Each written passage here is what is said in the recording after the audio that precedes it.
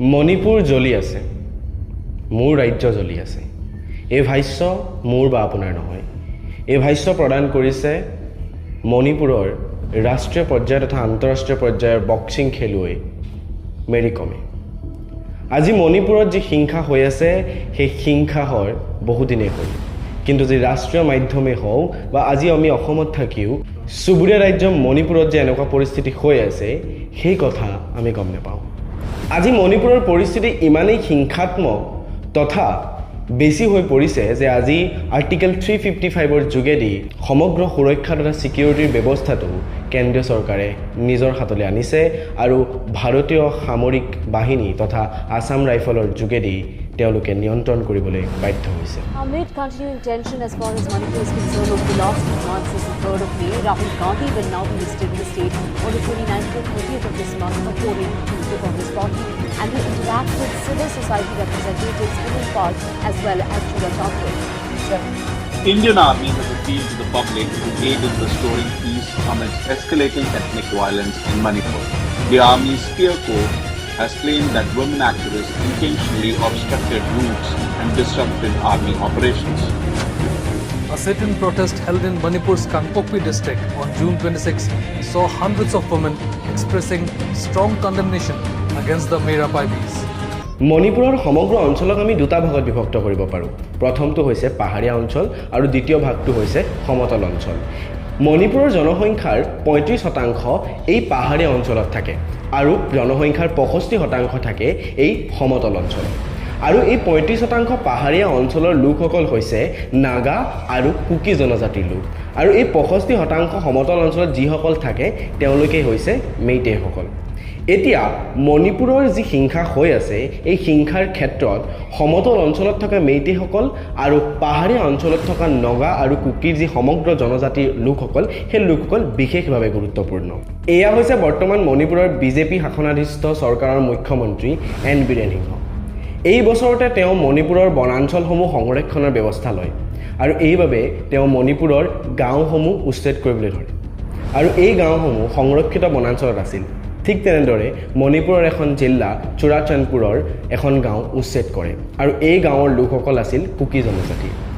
কুকি জনজাতিৰ এই গাঁওখন উচ্ছেদ কৰাৰ ক্ষেত্ৰত কুকি পিপল এলায়েন্স যি বৰ্তমান মণিপুৰ চৰকাৰৰ লগত একেলগে আছে তেওঁলোকে এই সিদ্ধান্তটোক সমালোচনা কৰে আৰু ইয়াৰ পিছতেই কুকি জনজাতিৰ লোকসকলে বিশেষৰূপে এনে সিদ্ধান্ত কুকি জনজাতিৰ বিৰোধ বুলি ভাবিবলৈ ধৰে।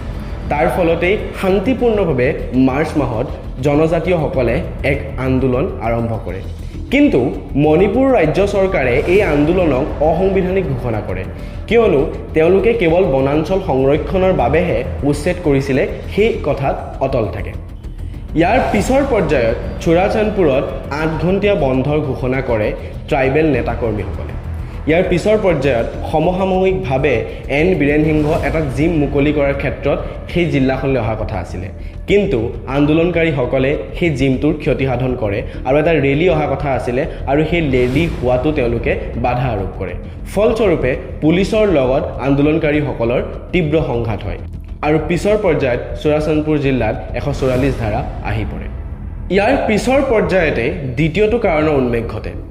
মণিপুৰ হাইকোৰ্টৰ এটা নিৰ্দেশনাৰ ফলত এই কাৰণৰ উন্মেষ ঘটে। মণিপুৰ হাইকোৰ্টে মণিপুৰৰ ৰাজ্য চৰকাৰক নিৰ্দেশ প্ৰদান কৰে যে মেইটেইসকলে শিডিউল ট্ৰাইবৰ মৰ্যাদা পাব লাগে। এই ক্ষেত্ৰত তেওঁলোকে যি দাবী কৰি আহিছিল 2013 চনৰ পৰা সেই দাবীৰ মৰ্যাদা দি তেওঁলোকক শিডিউল ট্ৰাইব বুলি ঘোষণা কৰিব লাগে। এই ঘোষণাটো মণিপুৰ হাইকোৰ্টে ৰাজ্য চৰকাৰক জনোৱাৰ পিছতেই কুকি আৰু নাগা তথা জনজাতীয় লোকসকলে তীব্ৰৰূপে বিৰোধ কৰে, কিয়নো মেইটেইসকল ইতিমধ্যেই সংখ্যাগৰিষ্ঠ লোক।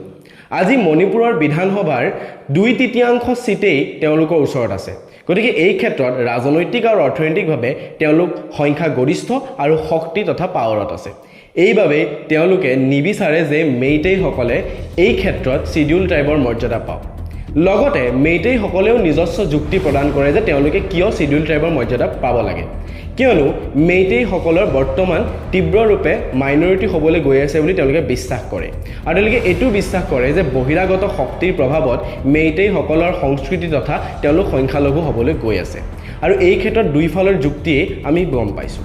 কিন্তু এই দুটা কাৰণৰ ফলস্বৰূপে মণিপুৰত হিংসাৰ উন্মেষ ঘটে পিছলৈ এটা উৰাবাতৰি ওলাই যে মেইটেই লোকসকলে ট্ৰাইবেল মহিলাৰ ওপৰত আক্ৰমণ চলাইছে তাৰ পিছতে মণিপুৰৰ হিংসা আটাইতকৈ বাঢ়ি যায় আৰু মেইটেই আৰু ট্ৰাইবেল কমিউনিটি অৰ্থাৎ মেইটেই আৰু জনজাতিসকলৰ মাজত হিংসা বৃদ্ধি পাবলৈ ধৰে আজিও মণিপুৰ জ্বলি আছে আজিও মণিপুৰত হিংসা শেষ হোৱা নাই এই ক্ষেত্ৰত নিমাত সকলো আজি আমাৰ ওচৰত সমাধান কি মণিপুৰৰ পাহাৰীয়া অঞ্চলত থকা কুকি আৰু নাগা জনজাতিসকল আৰু মেইটেই সকলৰ মাজত যি সম্পৰ্ক সেই সম্পৰ্কৰ উন্নতি নহ'ব নেকি তেওঁলোকৰ মাজত মিলন নহ'ব নেকি এইটো কোৱা নাই যে নগা আৰু কুকিসকলৰ মাজত সম্পূৰ্ণৰূপে একতা আছে সময়ৰ ইতিহাসত আমি দেখিবলৈ পাওঁ যে নগা আৰু কুকিৰ মাজতো বিবাদ আছে আৰু এটা কথা মেইটেই লোকসকলৰ ভিতৰতো কিন্তু কিছু সংখ্যক লোকে SC আৰু OBCৰ মৰ্যাদা লাভ কৰিছে এই ক্ষেত্ৰত আমি নিৰপেক্ষভাৱে দৃষ্টি ধাৰণা কৰিলে গম পাম যদি সমাধান বিচাৰিবলৈ যাওঁ